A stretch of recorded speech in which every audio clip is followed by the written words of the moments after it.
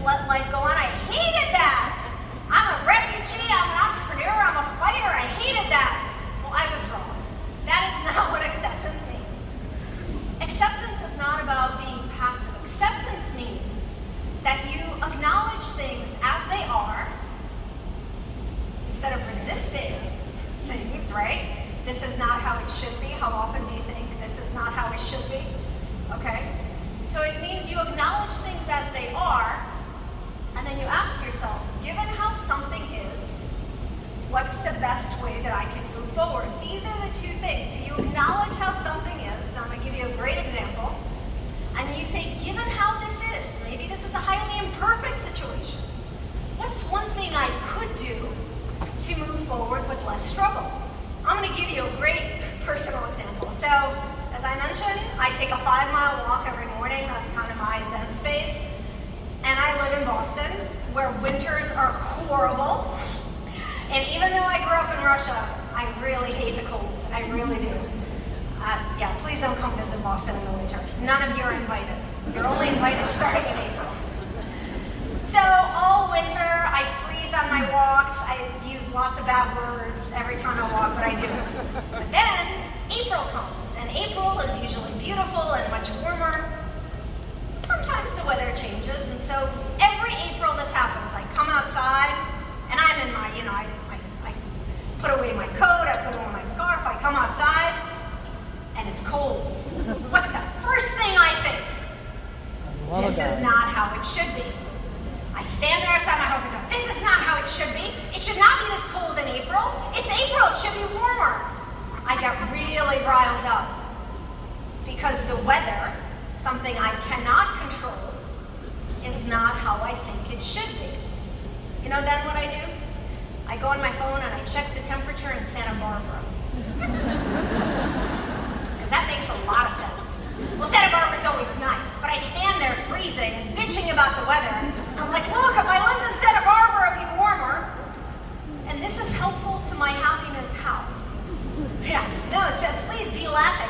I'm giving you the example of how we often cause ourselves a lot of suffering and struggle because something that is out of our control is not how it should be.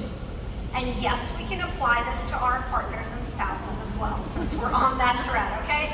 But think about how many times the weather, or a colleague, or a person in your life, or the car rental service person, something is not how it should be. Think about how you immediately go into what I call the valley of struggle. The valley of struggle is the distance between how something is and how you think it should be. So acceptance is your way out of struggle. So take my example, I'm standing outside, I'm freezing, April, it's not how it should be. I checked the temperature in Santa Barbara, I've caused myself more struggle. How would I practice acceptance? Well, it's cold in April. What's one thing I could do to move forward?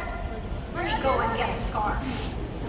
Yeah, thank you. Let me go and get a scarf. That's acceptance. And it's a really foundational skill to fuel your happiness because it's making a choice to find a way to move forward with how things are versus waste your energy resisting how things are and thinking about all the ways that they should be different.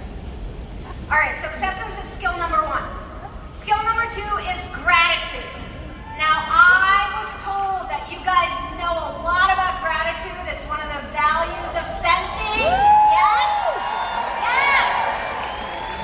Love it. So I don't have to explain it a lot, but let me just tell you that gratitude is the best way to counter the brain's negativity bias that we talked about, okay? Because gratitude is all about focusing your attention on the small positive moments in your life, in your day, as it is, even when life is challenging, and sharing your gratitude with others.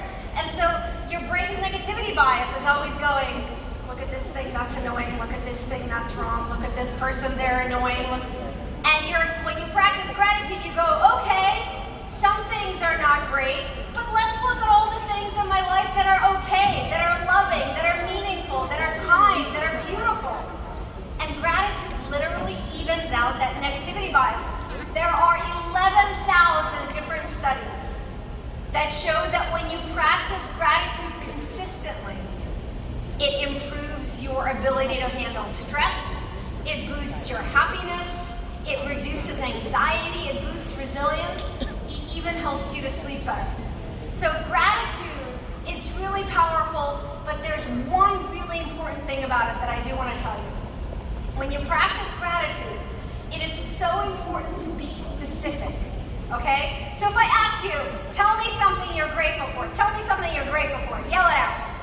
Health. My dog. Family. Avocados.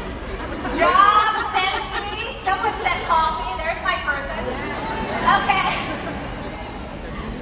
These are all wonderful things, but here's the problem. If every day you practice gratitude and you're like, okay, I'm grateful for coffee, I'm grateful for my family, and I'm grateful for my health, after a couple days, to your brain, it's going to sound like blah, blah, whatever. Because what did your brain do? It got used to it. It's too general. So the most important thing when you practice gratitude, two things actually, I lied, two things. Be consistent, do it daily, and be really specific. So instead of saying, I am grateful for coffee, you might say something like, I'm really grateful that before I got on stage, I got a great hot cup of coffee. Instead of saying I'm grateful for my family, you might say, I'm really grateful because my kiddo gave me a hug this morning. When you are specific about your gratitude, it helps you to actually feel the benefit, but it also helps your brain not get used to it. Make sense? I don't know, you guys falling asleep already? Awesome, you're awake. All right, acceptance, gratitude. The third happier skill is self-care. All right, I gotta go on a little rant here because I hate the way that we talk about self-care in our society. It's often presented as like a luxury, something extra, a gift you get to give yourself once you take care of everybody else, once you finish all the things on your to-do list, right? It's like then you can have this gift of self-care. Self-care is not a luxury. Self-care is not a gift. Self-care is a skill of fueling your emotional, mental, and physical energy, okay? Remember, you're all awesome humans, and as human beings, you do not have unlimited energy. This is by the way, I hand drew all these for you, so I hope you guys are loving them. My perfectionist really had to take a back seat, thank you. But all of you, me too, we all have this limited energy reservoir, right? Emotional energy, mental energy, physical energy. And all the things you do throughout the day take energy. So if you don't do things to intentionally fuel your energy, you will run out. And the other really important part of self-care, so one is fueling your energy, doing things that fuel you. And the other really important part is doing fewer things that unnecessarily drain your energy. Can we talk about those for a moment? Woo. Yeah, because those we don't like to talk about. But I'm going to call out some really common things that we all do that unnecessarily drain our energy. So this is a get honest with yourself moment, okay? Me too. All right, here we go. I'm just going to rattle off some. Multitasking. Anyone amazing at multitasking here? Raise your hand. Oh, wow. This is impressive. All right. This is, I hope no one has tomatoes or eggs to throw at me. And we're friends. Do you remember you saw my photo? We're friends. So what I'm about to say, I'm going to say with love to all my multitaskers out there, okay? That's a hard no. I borrow this. My daughter is 19, and she started saying this when she was, I think, 15 or 16. I'd be like, Mia, do you want to do this? She'd be like, no, that's a hard no, Mama. So, for all of you who just said you're great at multitasking, I say it with love, that's a hard no. For two reasons. One, there's no such thing as multitasking. Actually, no such thing. I know, but nobody throw things at me unless it's a candle. Then you're allowed. The human brain cannot focus on more than one thing at a time. You think it can, but it cannot. And so, you can do something like you can drive a car and listen to music, because listening to music is kind of in background. listening to music as on background, not the driving. But we can do two things at the same time if only one of them requires our attention. But if both things require our attention, you are not multitasking, you are doing what's called switch tasking. You are very quickly switching from your email to cooking dinner, from your email to hanging out with your kid, from thinking about your to-do list right now to listening to me. Do you know that 50% of the time you're thinking about something other than what you're doing? Ouch, right? So half of you are ignoring me right now, as long as it's not the same people all the time, it's great. No, I love when I say this, people look up. So multitasking is a myth. And two problems with multitasking. One, when you're multitasking, you're 25% less effective on each of the tasks. And two, it dramatically drains your emotional, mental, and physical energy. Think about how you feel when you're trying to do a bunch of things at the same time. Don't you feel kind of tense and stressed out? That's why you're asking your brain to do something it cannot do. So doing one thing at a time is a form of self-care. All right, let's rattle off. Let's talk about some other things that we all do that drain our energy. Social media scrolling. Yeah, anyone? Come on, raise your hands. All right, now, just to be fair, I love social media. Instagram and LinkedIn, I'm Nataly, Kogan on both. I hope I have 7,000 wonderful followers after this. My daughter says I'm a good follower, okay? You can't argue with a 19-year-old. I love social media. I'm not saying social media is bad. When you go and engage actively, you share, you comment, you're there to look at your friend's dog.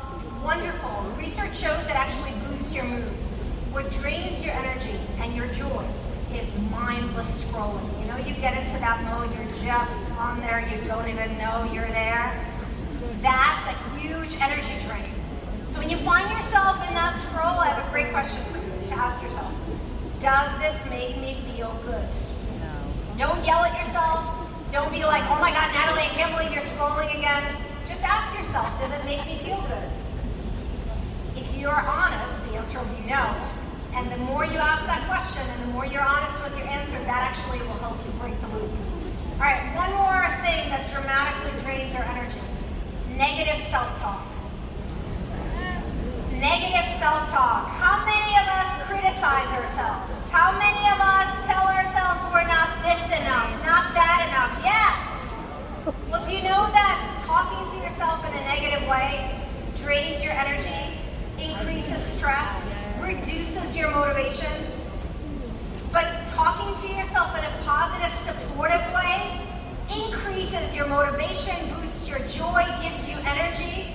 So your self-talk is also part of your self-care. So the next time that inner critic is in there, pause. And my favorite way to counter that is to say, what would I say to my close friend? What would I say to my daughter? What would I say to someone I love? All right? And again, I know we all have this inner critic. I mean, come on. You know, think about it. It's that same negativity bias we have, right?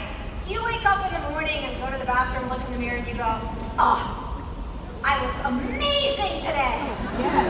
Amazing. Anyone do that, by the way? There's always someone. Yeah, okay, I have a couple. My heroes. I caught myself in the bathroom this morning. I was getting ready to be with you all. And I was like getting ready and I'm like leaning in. I'm like, oh my God, this wrinkle. Yeah, and then I'm like, oh, I don't know, does this fit right? And I was like, stop! Imagine I was talking to my daughter. What would I say to her?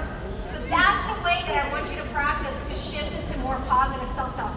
So these are just some ways that we drain our energy. I have a great practice to share with you for how to fuel your energy on a daily basis. Think of a car analogy, okay? I love this analogy. I wrote about it in my book. So a car needs fuel. So I drive a Mini Cooper. It still takes gasoline, so let's just go with that. So my car needs gas to do its job of being a car, right? So when my car is running out of gas, what do I do? Do I sit there and go, well, I don't know. Does it deserve more gas? Has it done enough to get more gas? No, and if any of you do that, we gotta talk. No, when your car is running out of gas or electricity, you go and fill it up.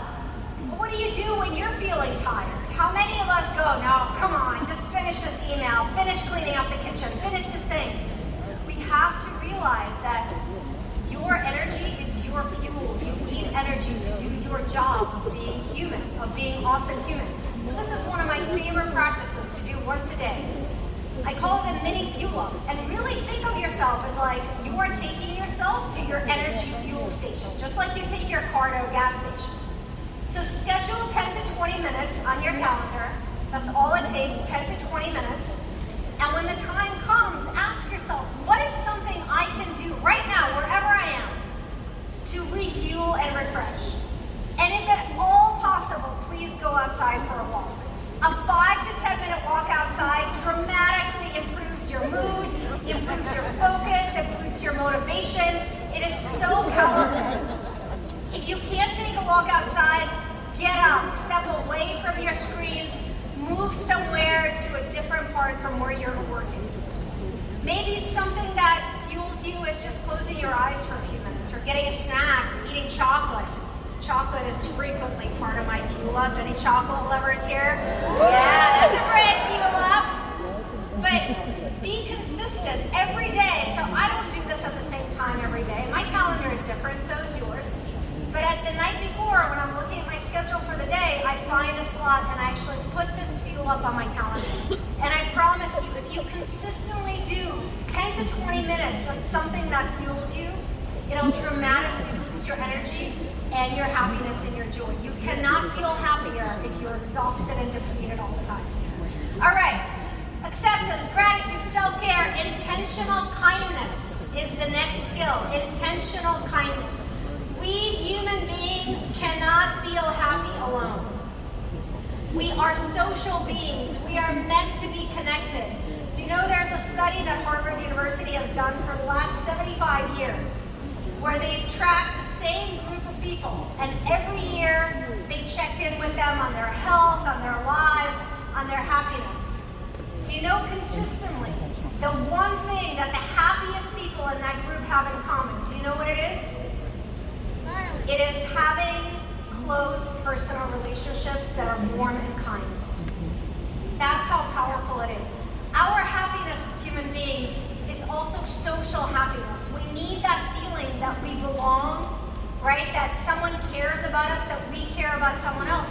And I think the best way to fuel those close relationships is by practicing intentional kindness. What is intentional kindness? I gotta tell you guys, I worked on these little stick figures for like half an hour.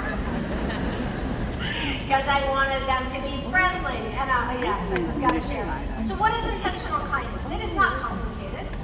It is doing something to connect with, or to help, or elevate another person, and not expect anything in return. That's often the harder part. And you know, I've been teaching this and speaking about this and practicing this for years, and a couple years ago I realized that I actually wasn't practicing what I was teaching. When I would do something kind, there was still something else I expected. Anyone have a guess for what we might expect when we do something kind? A thank you. A thank you. So being genuinely kind is not about getting anything in return. Every time you do something kind, your brain releases oxytocin. Oxytocin is known as a hug hormone. When you hug someone, your brain floods with oxytocin. It feels great. So every time you do something kind, your brain rewards you with feeling good. That's why intentional kindness is not about anything you get back. It's just the great feeling of being kind. And I think it's so powerful because when you do something kind, it's just simply sharing a piece of you and your humanity with another person. And there's so many ways to be kind. You can check in with someone. You can send someone a funny GIF if they're down. Just listen to someone. I think listening is such a wonderful act of kindness. Think about how you feel when someone's really listening to you. And I mean really listening. They're not looking at their phone. They're not jumping in, right? I'm going to tell you one of my favorite ways to practice kindness. Enthusiastically greeting people. If you're ever on a call with me, and I hope the Scentsy team who's watching can affirm this, I make it a point before I meet someone or before I get on a call, I make it a point to really bring my genuine enthusiasm. Because your enthusiasm is contagious. Think about when someone is enthusiastic, how great it feels. So that's a small act of kindness that all of you can do. I mean, I dare you. when you go back home, when you greet your family, I dare you to be like, hi! I miss you so much. I am so happy to see you. I mean, they might look at you a little weird. I get it. But that's okay. I dare you. Because very often we get busy, right? We're in the busy. So we see a friend or we see our family like, hey, how are you?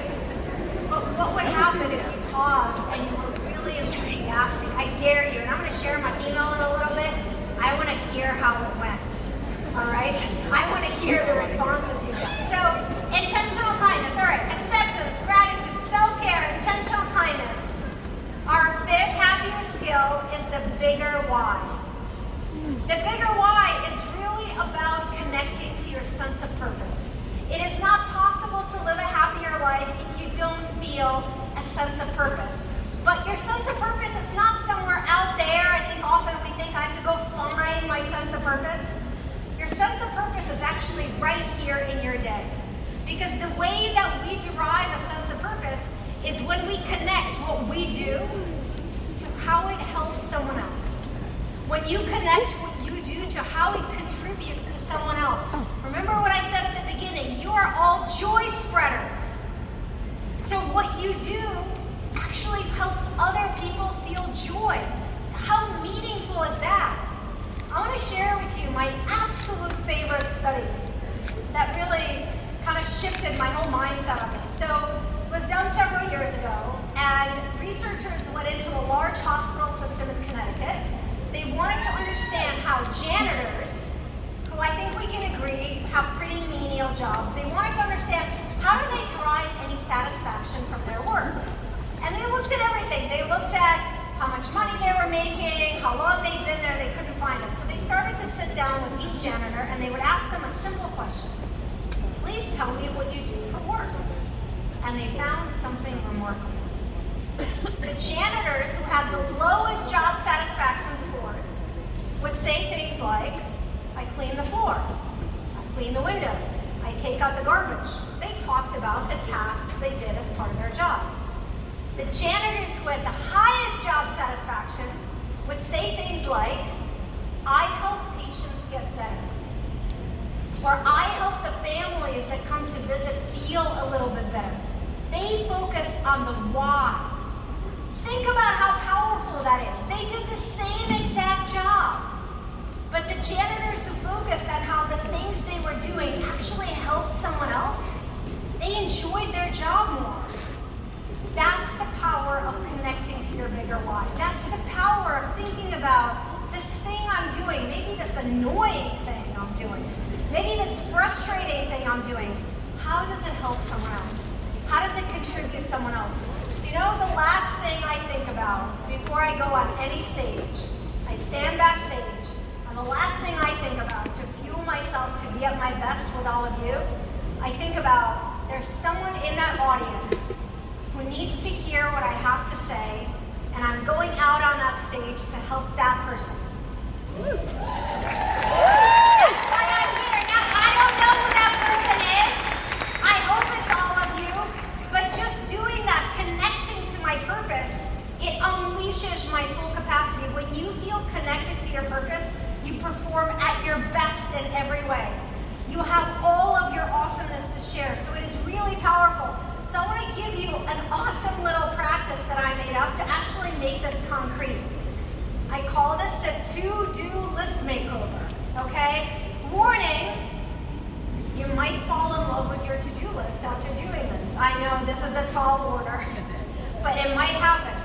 Here's what I want you to do. Look at your to-do list. You don't have to do it for every to-do. Pick a couple that maybe, you know those to-dos that you just keep writing the same thing every day for like weeks? We all have that. Okay, take that one. And ask yourself, who does this help? Like when I get this done, who does this help? And answer the question.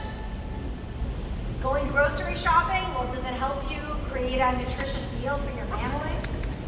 Finishing some annoying report for work, does it help your teammates? Does it help your organization?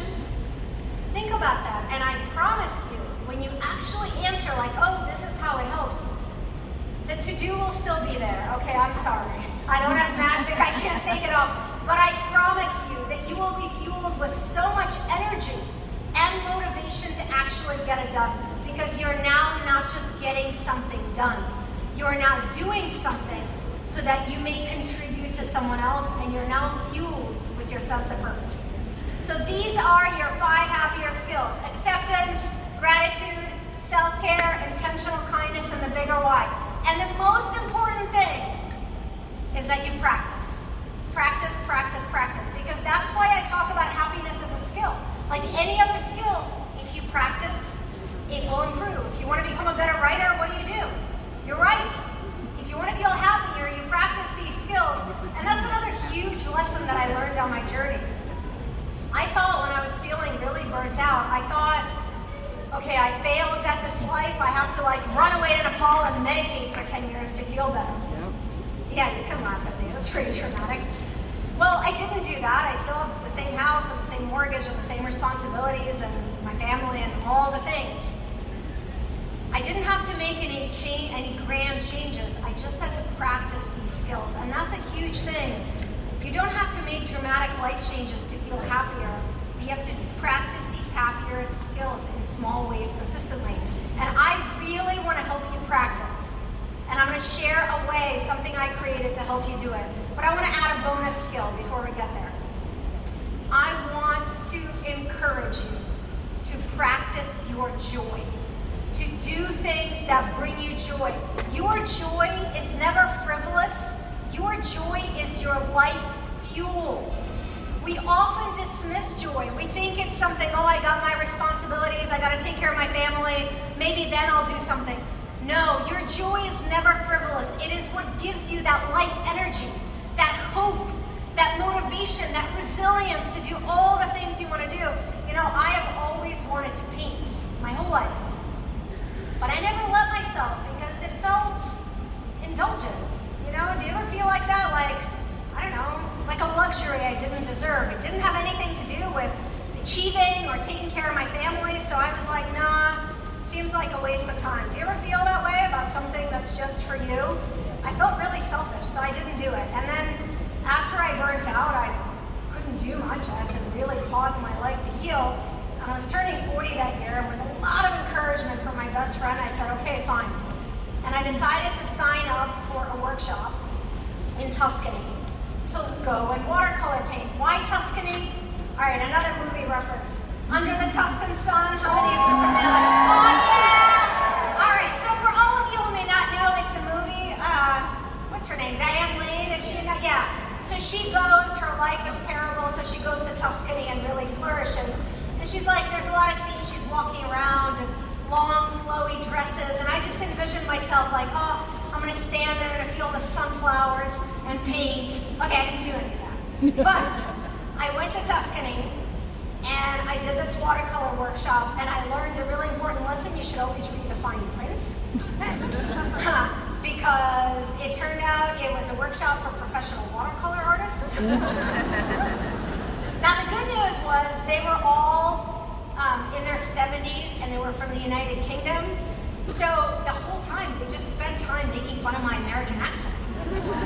Which to this refugee who learned to speak English from scratch was the greatest thing ever. So they didn't really notice that I didn't know what I was doing, but I fell in love with painting, and I started to paint, and I thought I'd share with you some photos of me painting.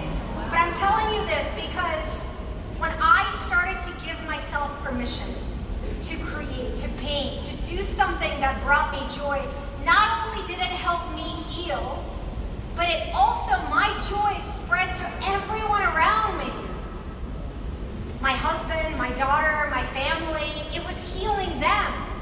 It went further. It started to spread to my friends. I share my art with my audiences, and I just saw a bunch of you smile. But I wanted to share this photo because this is me, a photographer snapped it with all my art. This is my joy. And the big lesson I learned is when I allowed myself to practice my joy, it rippled to everyone around me. And I want you to take that away. When you fuel your happiness, when you fuel your joy, it ripples to everyone around you. Your happiness is never selfish. Your joy is never selfish. When you feel joy, when you feel happiness, so does everyone everyone you interact with. Yeah! Because as human beings, our emotions are contagious. Do you know that if you have a friend who's happier, you're 25% more likely to be happier yourself? Now here's a conundrum. If you have a neighbor who's happier, you're 35% more likely to be happier. But if your spouse is happier, you're only 10% more likely. I'm going to leave no comment about this because I really want us to have a good experience. I actually can't explain it, but our emotions are contagious. Your joy is contagious. So is your stress. And that was a painful thing that I had to learn after my burnout in my effort to prioritize my team at work or my family and not do things that brought me joy. I was actually hurting them because I used to kind of bring this really heavy cloud of stress and anxiety and snapping to them. By the way, we all have what I call a stress tell, a tell that you're really stressed out. Mine is snappy Nataly. When I have not been investing in my self-care, when I haven't done anything to fuel my joy, I get snappy. All right? Get really honest with yourself for a moment. What is the tell of your stress? And the reason I want you to do that is to remember that your happiness is never selfish. When you view yourself, you have so much more to give to others.